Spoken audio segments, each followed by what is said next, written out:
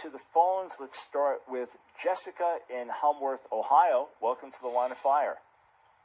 Shalom, Dr. Brown. Shalom. I just had a question about the word pride. I've had some discussions with people who say there's a good kind of pride, but when I ask for a scripture, they don't really have one, but there are a multitude of scriptures warning against it.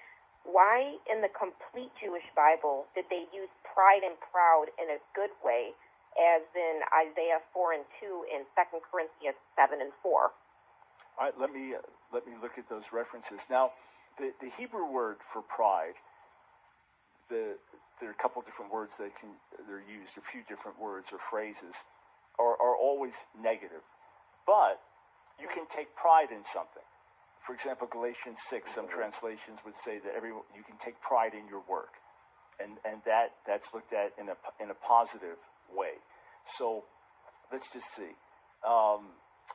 So Isaiah chapter 4, verse 2. Do you have the complete Jewish Bible in front of you? Otherwise, I'll pull it up. Do you have it? Yes, I can. Yep, I can read both scriptures to you. Yeah, please. Go ahead. Read that first. Okay. And just look at the Hebrew. Yep. Okay. Isaiah 4 and 2 says, "On that day, Adonai's plant will be beautiful and glorious, and the fruit."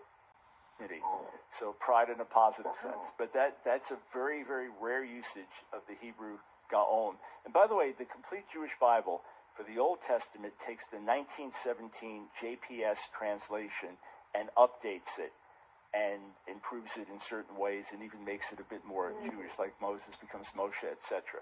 But that is what the Hebrew actually, if you translate it literally, the Gaon Litif Eret, and in parallel, it clearly means pride in the sense of something in which you can take pride, or something in which you can boast in a good way. So it's a rare usage of Gaon in a positive way, but it's a fair translation. Wow. Yep. All right, Thank let's you. go over to 1 Corinthians 7. Let me just grab that in the Greek.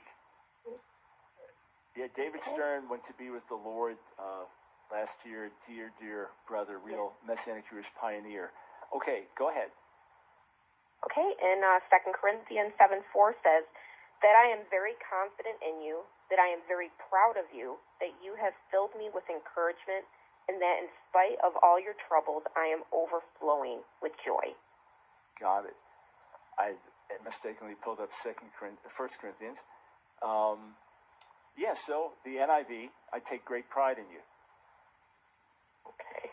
Yeah, so it's just two different meanings of the word, right? Your sense, the way you're describing pride, it's always wrong.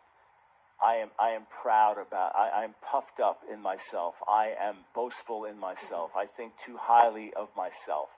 That's pride. But to take pride in your work, that's perfectly fine. Or to say, hey, I really take pride in my kids. It's just being used in a different way.